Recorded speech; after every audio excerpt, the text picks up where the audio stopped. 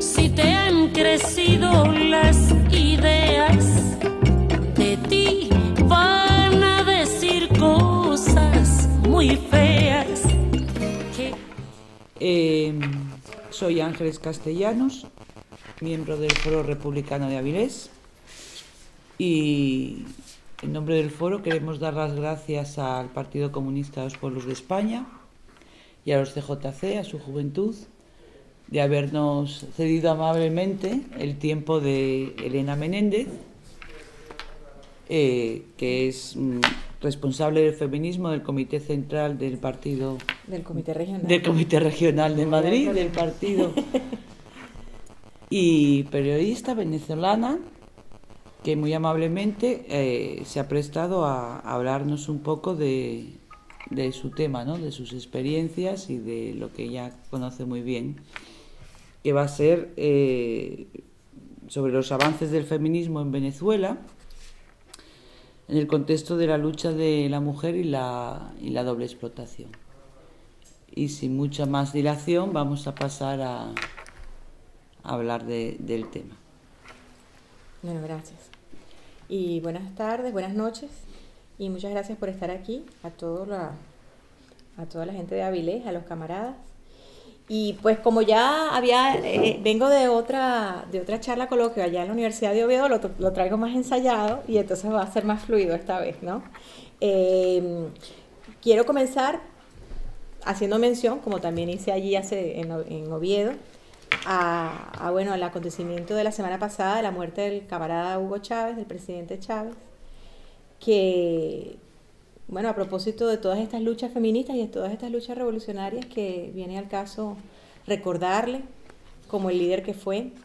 Para mí ha sido un honor trabajar para su gobierno. Y bueno, es un hombre que perdurará en la memoria política, en la memoria de la historia venezolana, de todos los ciudadanos, de todos los revolucionarios del mundo.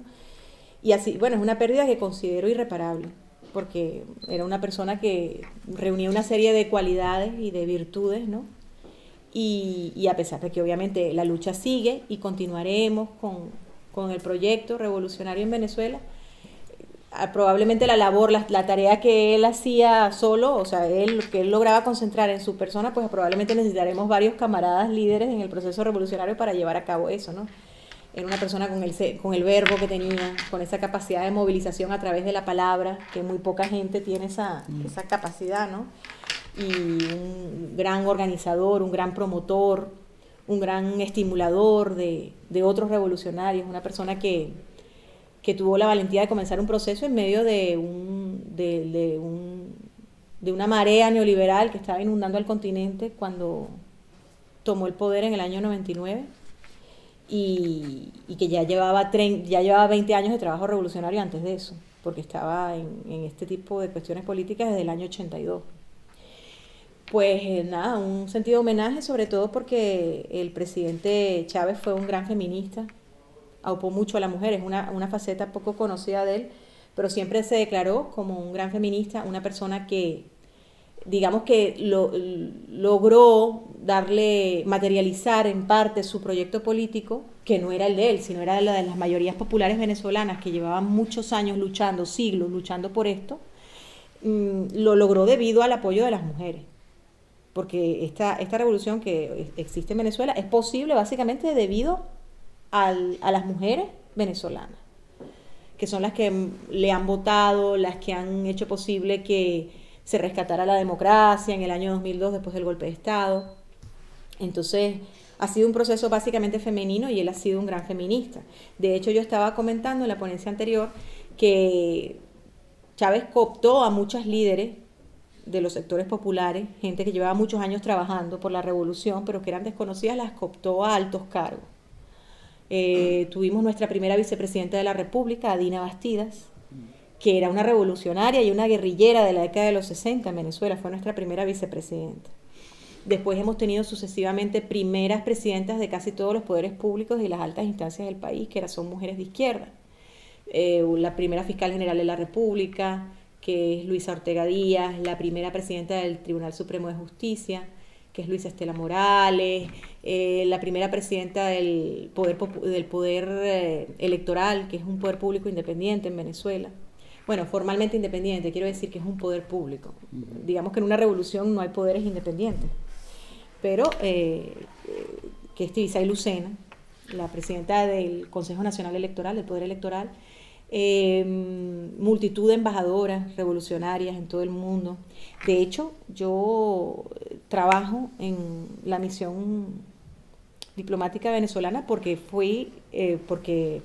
entré con la primera embajadora que tuvo Venezuela en España en toda su historia. Después de 200 años de relaciones diplomáticas, la primera embajadora la colocó el presidente Chávez.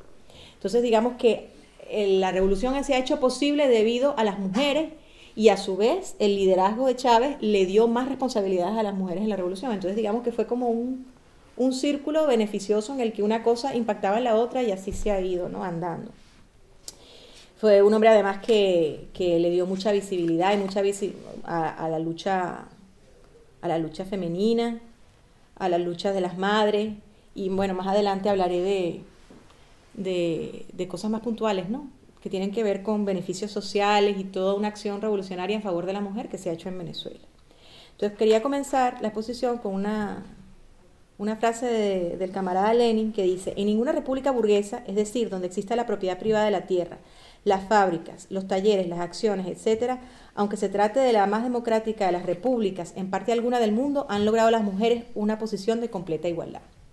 Y con esto lo que se refería era a que no es posible en una democracia burguesa donde exista la propiedad privada de los medios de producción lograr una completa igualdad de la mujer. Y eso viene de Engels, el que fue el primer, digamos, feminista de clase, que se desligó del tronco del feminismo, de la teoría feminista, que era una teoría feminista que venía de la Ilustración, de las mujeres burguesas, que era un feminismo más bien burgués, ¿no?, que era en el marco de procesos de cambio de régimen, de monárquicos a burgueses, las mujeres burguesas del estamento burgués que querían tener más poder político, ¿no? Entonces de ahí vino el feminismo de la Ilustración, y de ahí se pasó a otros tipos de feminismos, ¿no? El feminismo de las sufragistas a finales del siglo XIX, luego vino otro feminismo también nuevamente burgués, que fue el feminismo de Simone de Beauvoir, todo este tipo de mujeres que hablaban de las características propias de la mujer, pero sin aludir nunca a la estructura socioeconómica, que ese es digamos, el punto débil, el punto flaco de todo el feminismo burgués, que es el que en realidad es hegemónico en el feminismo, en toda la teoría feminista y en el accionar feminista.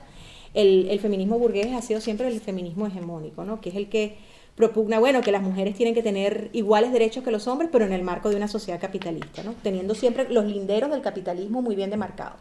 Entonces, digamos que Engels fue el primero que dijo que la posición de subordinación de la mujer se debía a una estructura económica, que era la estructura de la propiedad privada de los medios de producción, y que no se debía ni a una característica congénita, como habían dicho hasta hace un tiempo cierto tipo de feminismo, ¿no?, que hablaba mucho de que las mujeres tienen cierto tipo de características más dadas a la sensibilidad, a la cooperación, ni tampoco se debía a la socialización, sino que se debía más bien a una realidad económica. Entonces, posteriormente, 60, 70 años después, Alexandra Kollontai, que fue una bolchevique que participó, ya saben, en la Revolución de Octubre y que formó parte del Comité Central del Partido y que fue ministra con Lenin. Ella fue una autora muy prolífica, y en todas sus obras, aunque le daba la razón a Engels en cuanto a que obviamente había una raíz para la subordinación de la mujer en las sociedades capitalistas que tenía que ver con el tema económico, con el tema de la propiedad privada de los medios de producción, que estaban en manos masculinas además, y obviamente que todo el tema de la propiedad repercutía en la noción del amor y de la familia, ¿no? Sin embargo, fue más allá y dijo que a pesar de esa realidad que ella la ratificaba, la realidad económica, o sea, la causa económica de la subordinación de la mujer en las sociedades capitalistas, ella también consideraba que a partir de esa subordinación primera de raíz económica, habían sobrevenido otras causas que eran de orden más de tipo social y que esas también había que atacarlas porque esas tenían que ver específicamente con la subordinación de la mujer en el marco del patriarcado. Entonces ella fue la primera feminista teórica realmente relevante, porque bueno, yo desconozco si habrá habido otras feministas anteriores, que realizó la conexión de capitalismo y patriarcado como causas últimas de la subordinación de la mujer en las sociedades capitalistas. Entonces, claro, ella mantuvo una lucha muy férrea, no una lucha férrea, pero sí fue una lucha permanente con otros camaradas del partido durante todo el proceso revolucionario que, como ahora, porque la situación, digamos, que se sigue repitiendo, siempre dan a entender que el tema feminista es como una cuestión puntual, en el marco de una política general del partido, pero que no es una cosa que tiene que permear todo, o sea, que tiene que ser como un hilo conductor de todos los demás asuntos, ¿no? Porque no se está combatiendo al capitalismo, se está combatiendo además al patriarcado. Entonces ella mantuvo esa lucha porque todos los demás camaradas del partido, que obviamente estaban en pleno fragor de la revolución para sostenerla frente a los ataques que se hicieron a la revolución de los soviets en los primeros años, ¿no? Por parte de agresiones externas.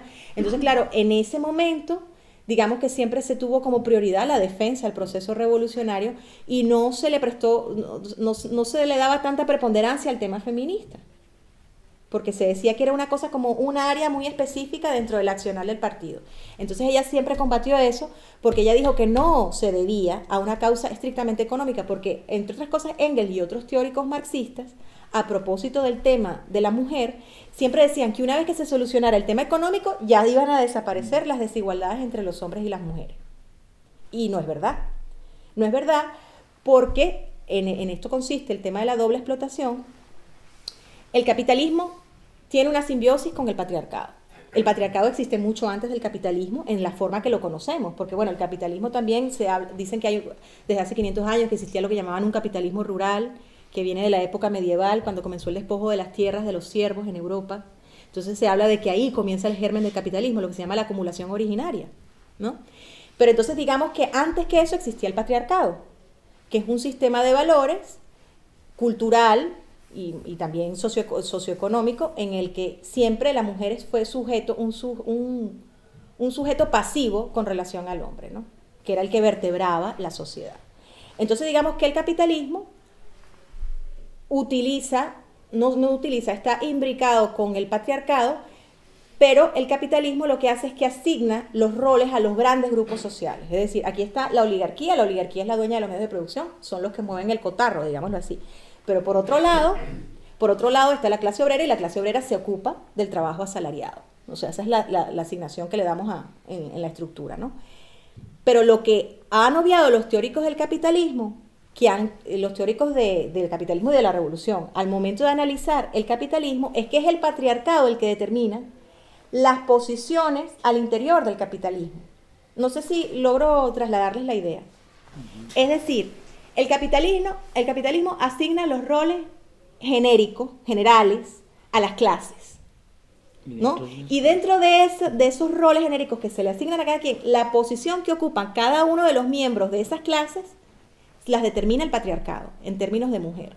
Entonces, claro, básicamente lo que se hace, pues la propiedad de los medios de producción es básicamente de hombres, pero también hay algunas mujeres que por su clase social tienen acceso a los medios de producción, a la propiedad de los medios de producción, y luego dentro del trabajo asalariado, dentro de la esfera del trabajo asalariado, hay determinadas posiciones que ya están reservadas por el propio sistema patriarcal a los hombres, que tienen preponderancia. Entonces, no sé si me explico. Entonces, los obreros primero, y después vienen las obreras, aunque a lo mejor haya el mismo trabajo, a igual trabajo, igual salario, pues no, dentro de, digamos, de esos espacios de categorías que hay dentro del propio campo asalariado, hay una posición por género. Y esa posición es de subordinación de la mujer con respecto a sus propios camaradas y compañeros de clase. Porque el capitalismo utiliza como forma de como patrón de asignación de puestos dentro de la estructura capitalista también a la estructura patriarcal. Lo necesita. Y aparte de eso, hablamos de doble explotación, porque la mujer explotada en su condición de obrera, ¿no? en su condición de obrera dentro del propio sistema capitalista y por su condición de mujer, porque también tiene que hacerse cargo de todo el ámbito de producción doméstica, del trabajo doméstico que no es remunerado, pero que es trabajo al fin y al cabo porque es productivo. Pero yo incluso añadiría que es triple la explotación, porque siendo obrera, la mujer es explotada por obrera y dentro de esa propia categoría de obrera por mujer obrera, porque tiene unas condiciones distintas de trabajo que el obrero. Entonces, es explotada como obrera en genérico, es explotada como mujer obrera, ¿no? Ya desde en clave de patriarcado, y luego es explotada como mujer en clave patriarcal y en clave capitalista en el ámbito doméstico. Entonces yo hablaría más bien de triple explotación.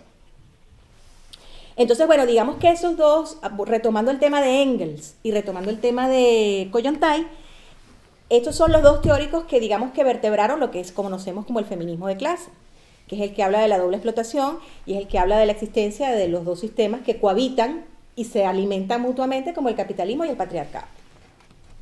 Y hablo de la doble explotación o de la triple explotación y de esa simbiosis macabra entre el capitalismo y el patriarcado para hablar, bueno, quisiera primero hablar de los orígenes del 8 de marzo, porque hasta cierto punto estamos aquí por el 8 de marzo, que ha sido silenciado ampliamente por cuál fue los orígenes del 8 de marzo, que también la camarada Natalia lo sabe, que estaba ahí asintiendo, que bueno, la ONU lo decretó en el año 75, el Día de la Mujer Trabajadora, pero en realidad los orígenes son en San Petersburgo, cuando la revuelta que protagonizaron las modistas y las obreras textiles, por las condiciones de trabajo y también por la falta de alimentos que existían, y eso luego que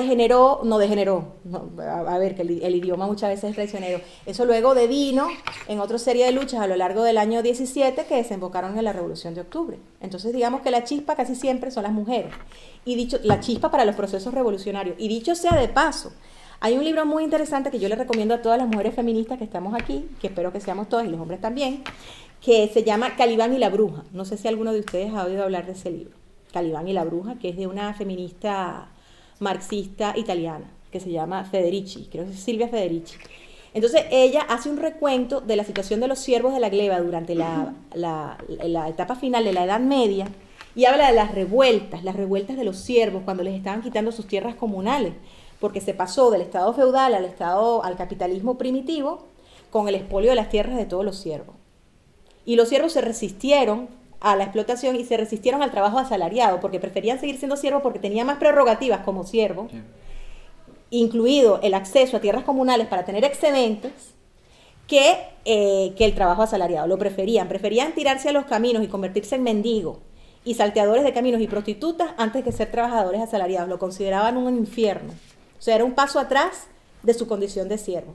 Pues ella ahí hace un recuento de todas las revueltas populares que ocurrieron en Europa durante la última etapa de la Edad Media, y casi todas las revueltas comenzaron, las insurrecciones populares, con protestas de mujeres por la falta de alimentos o la carestía de los alimentos en distintos puntos de Europa. Lo que demuestra que al fin y al cabo siempre son las mujeres que son las más cercanas por el rol que les ha sido asignado, el rol tradicional que les ha sido asignado de ser las que cuidan directamente de la familia, de los ancianos y de los niños, las que tienen más de cerca, o sea, las que ven más de cerca la tragedia de las necesidades básicas no satisfechas, y son las primeras que se lanzan a la calle.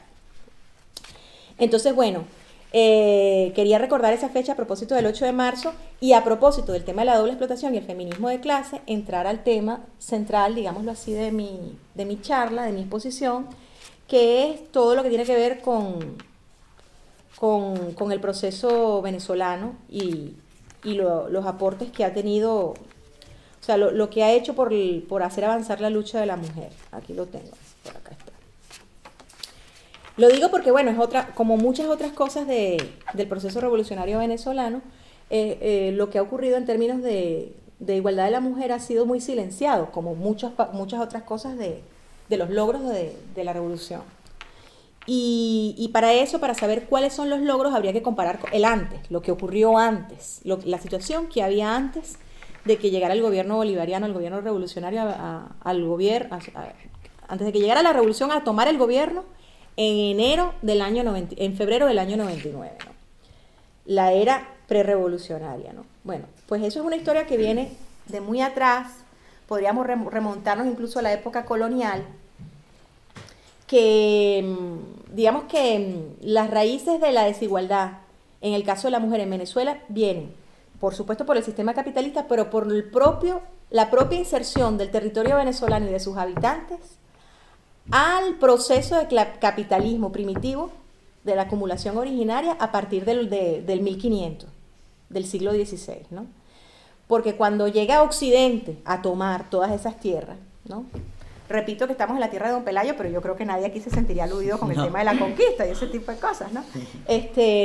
Cuando llegan para, digamos, para iniciar un proceso de acumulación a partir de la apropiación de las riquezas y del trabajo de mano de obra de los indígenas, de los pueblos indígenas, de los pueblos primigenios y luego de la población esclava, no solamente se lleva consigo el sistema capitalista en su forma periférica, ¿no? O sea, digamos, de economías periféricas, de economías coloniales, ¿no? Sino que también se lleva toda una cosmovisión patriarcal, ¿no?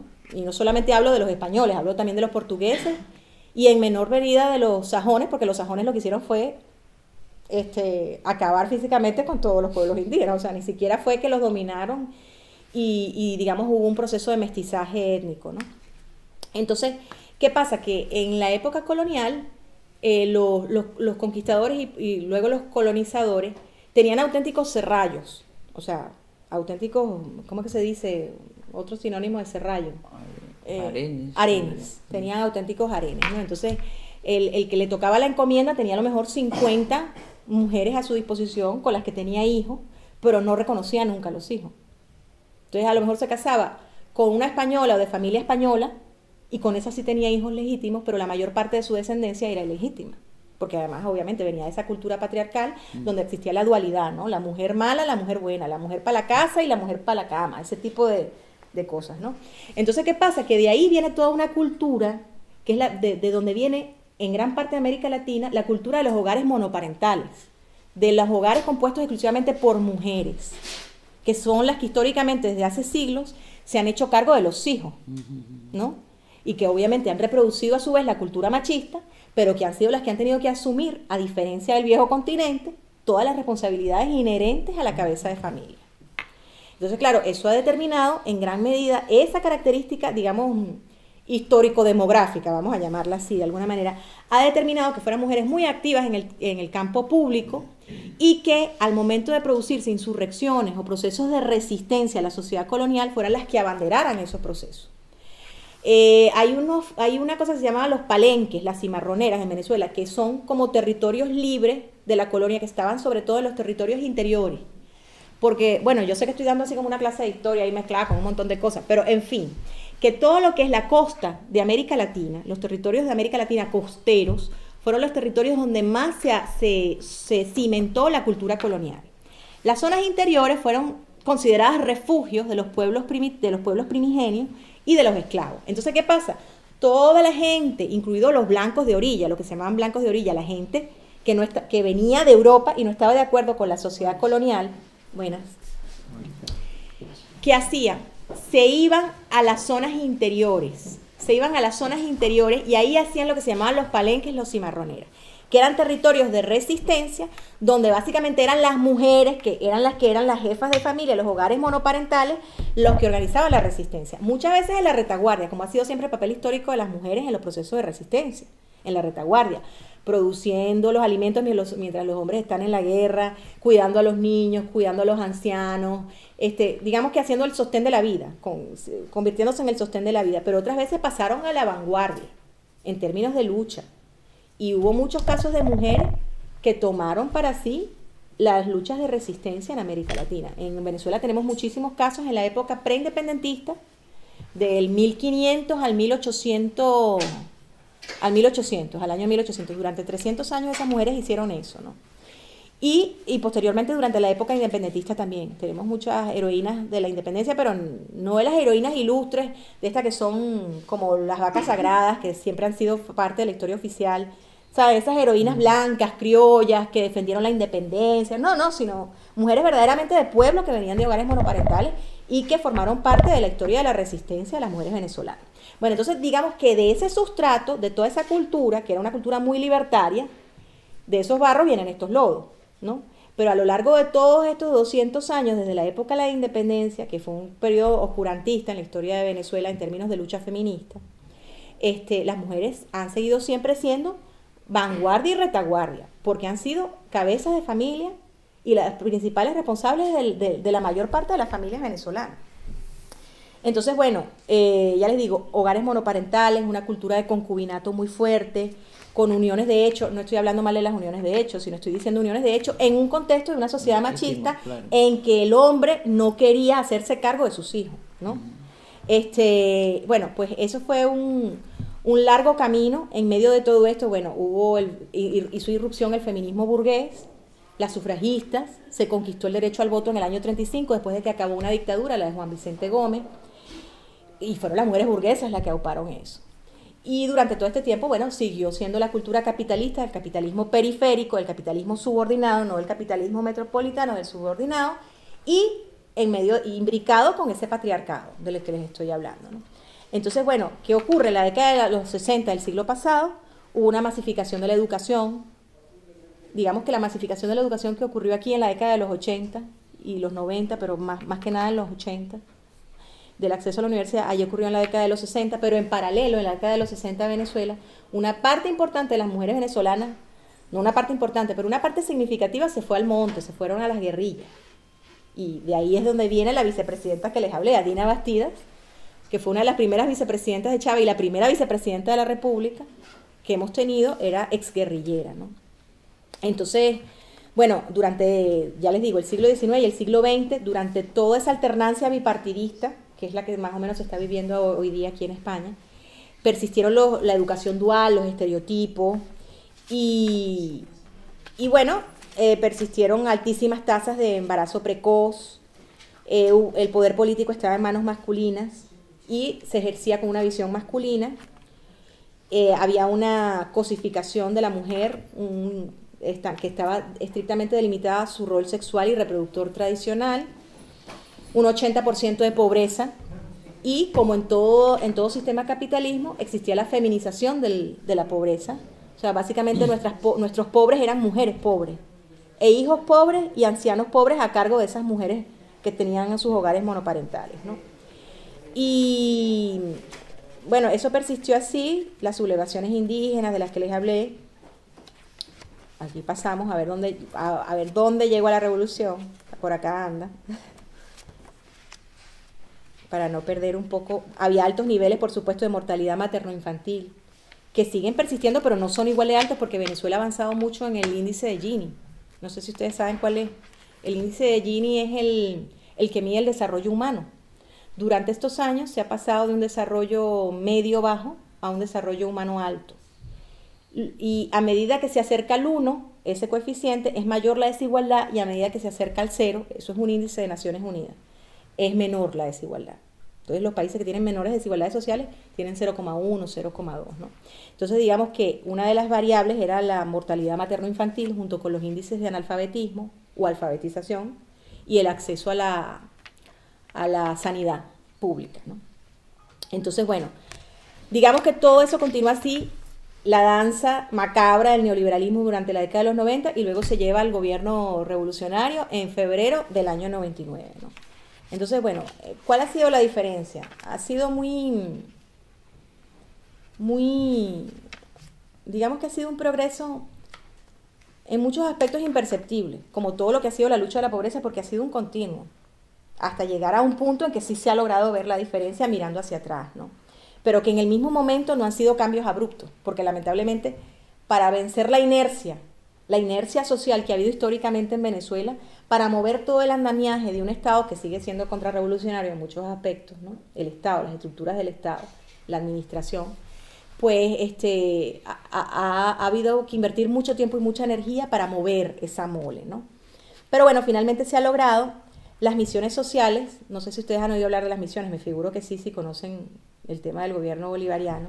Las misiones sociales que han tocado prácticamente todos los ámbitos de la vida pública, la sanidad, la educación, la salud ocular, la Gran Misión Vivienda Venezuela, los programas de educación básica, secundaria, intermedia, universitaria, todos esos han estado, sus principales beneficiarias han sido mujeres, pero más allá de eso, porque digamos que eso es una visión muy asistencialista, quiero decir que no están hechos en clave feminista estos programas, aunque obviamente han beneficiado mayoritariamente a las mujeres y a sus hogares.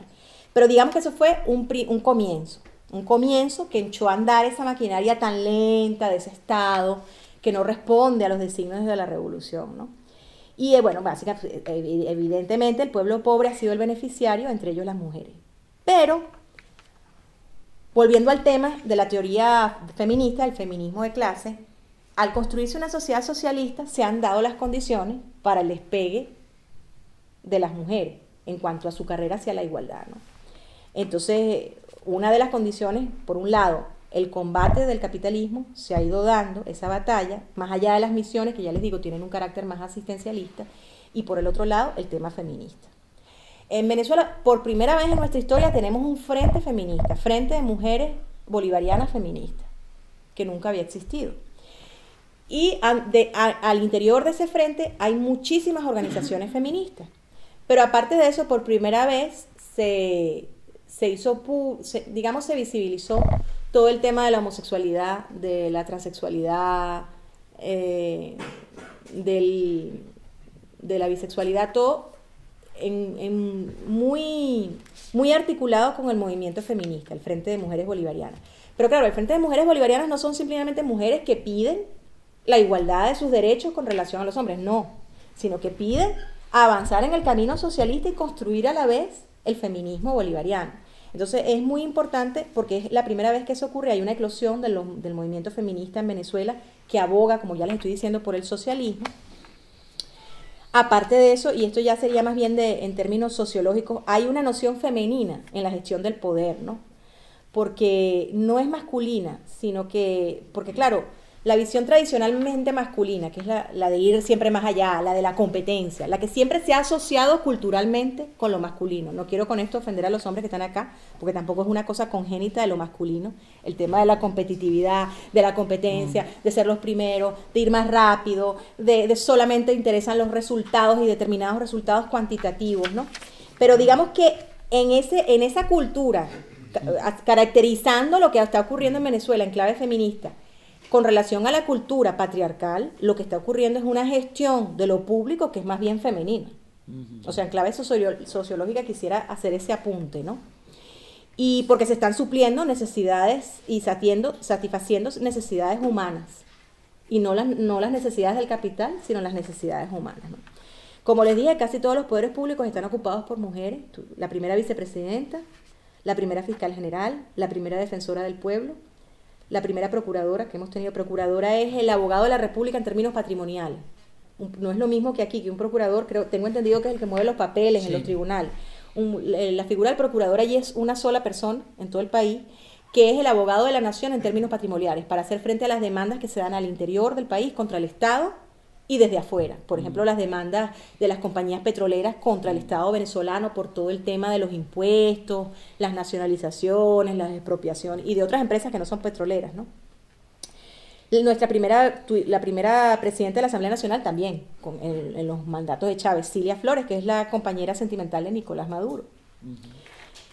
Tuvimos la primera presidenta del Tribunal Supremo de Justicia, Luisa Estela Morales. Ha habido una promoción activa de mujeres en la administración pública. La administración pública venezolana siempre estuvo ocupada por mujeres, justamente porque lo que les estoy contando de la masificación de la educación durante la década de los 60, pero ahora más que nunca, ¿no? Entonces, bueno, el presidente se proclamó como un activo feminista y ha sido fue coherente durante sus años de mandato, ¿no? Entonces se permitió el acceso de mujeres a determinadas áreas de las Fuerzas Armadas que les estaban vedadas, porque la presencia de mujeres en las Fuerzas Armadas era anecdótico.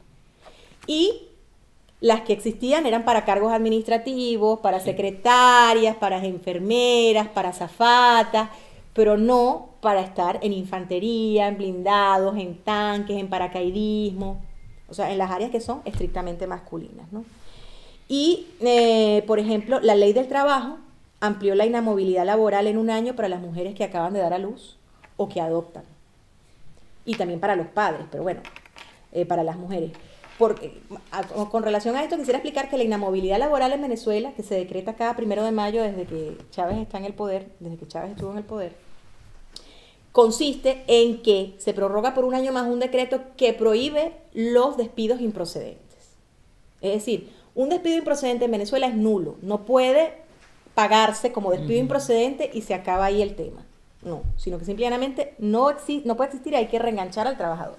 Entonces, en eso consiste la inamovilidad laboral y se va prorrogando de año en año cada 1 de mayo. Pero en el caso de las mujeres, se decreta en la nueva ley del trabajo esa inamovilidad laboral bajo cualquier causal, incluido el despido procedente. O sea que una mujer, claro, se podrían volver locas las mujeres, pero dudo que la mayor parte de ellas se vuelvan locas y hagan algo que verdaderamente justifique que se pudiera contemplar despedirlas, aunque no se las pudiera despedir, pero que es otro logro más, ¿no? del feminismo venezolano. Y también esa misma ley del trabajo que se promulgó hace menos de 1 año, el 1 de mayo, por el presidente Chávez, incrementó en 2 meses el periodo postnatal. Y lo que pasa es que yo no soy experta en esa ley, pero yo sé, hubo un ponente que estuvo hace poco por acá y hablaba de todos los beneficios que tiene la nueva ley del trabajo para las mujeres, y son muchísimos beneficios que tienen que ver con la maternidad, sobre todo, ¿no? Hay casas de acogidas por todo el país para mujeres maltratadas. Muy importante, esto es muy importante, por primera vez las amas de casa tienen pensión. Es decir, una mujer que ha estado toda su vida de ama de casa, cuando cumple los 55 años, a pesar de que no tenga ni una sola cotización, tiene derecho a una pensión, que es el salario mínimo. Aparte de eso, la jubilación de cualquier mujer es a los 55 años, en cualquier trabajo que tenga. Y, a ver, por ejemplo, yo soy una mujer, trabajo en un ministerio. Me puedo jubilar de mi trabajo en el ministerio a los 55 años y aparte de eso, me pensiono a los 55 años. O sea, tengo 2 fuentes de ingreso. Si, por ejemplo, no trabajo en un ministerio porque he sido toda mi vida ama de casa, solamente tengo la pensión de ama de casa. Pero si yo no he sido solo ama de casa, sino que he sido ama de casa y aparte de eso, llego a los 55 años trabajando en un ministerio, me jubilo aparte con mi sueldo del ministerio, ¿no? Entonces esas son las ventajas de la ley del trabajo para las mujeres. En el caso de los hombres, la jubilación es a los 60 años.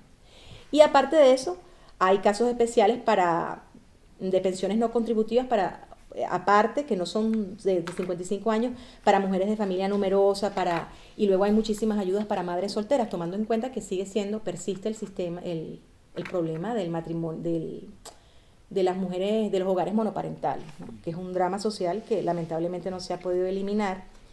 Por ejemplo, también tenemos un cargo estratégico que es la ministra de Supervisión de Proyectos, la ministra del Poder Popular para la Supervisión y Evaluación de Proyectos, que es una mujer que es una contraalmirante, que se llama Carmen Meléndez, Meléndez. Y ella es un cargo estratégico que se creó hace poco para supervisar todos los grandes proyectos nacionales. Entonces, la primera ministra es una mujer, porque el presidente tenía mucha más confianza en las mujeres que en los hombres, ¿no?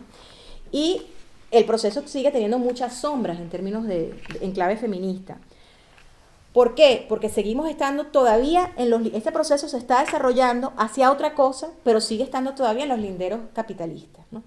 Entonces, en esos linderos capitalistas prosigue utilizándose la imagen sexista de la mujer por parte de las agencias de publicidad que publicitan productos de empresas privadas, a pesar de que ha habido muchísimos cambios en la legislación para impedir ese tipo de utilización sexista de la imagen de la mujer.